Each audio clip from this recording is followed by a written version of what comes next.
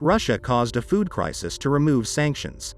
Although there is no food blockade by Russia, Russia is still blocking and plundering Ukrainian grain exports. Russia and Ukraine are the largest wheat producers in the world, accounting for about 20% and 10% of wheat exports accordingly. Experts say the disruptions will affect global food supplies, and Russia makes great efforts to stop Ukrainian grain exports.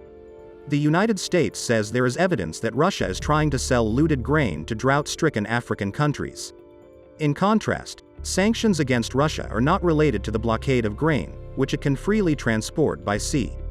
The sanctions imposed by the United States, the European Union, and other allies, with some exceptions, are not related to food, fertilizers, and seeds.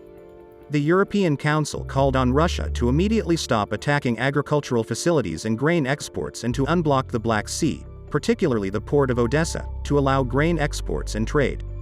The European Council supports the efforts of the United Nations Secretary-General in this regard.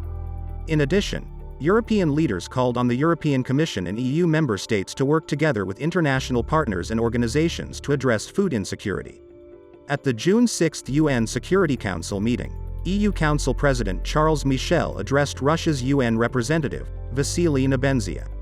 The Kremlin uses food stocks as an invisible missile against developing countries, Michel said.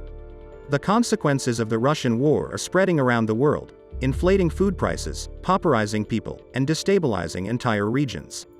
Russia is fully responsible for this food crisis. Only Russia, despite the Kremlin's campaign of lies and disinformation, he concluded.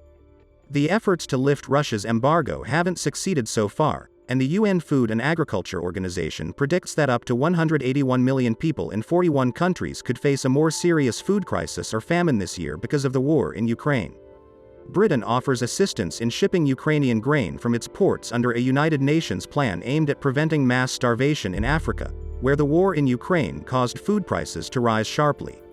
African countries import nearly half of their wheat from Russia and Ukraine.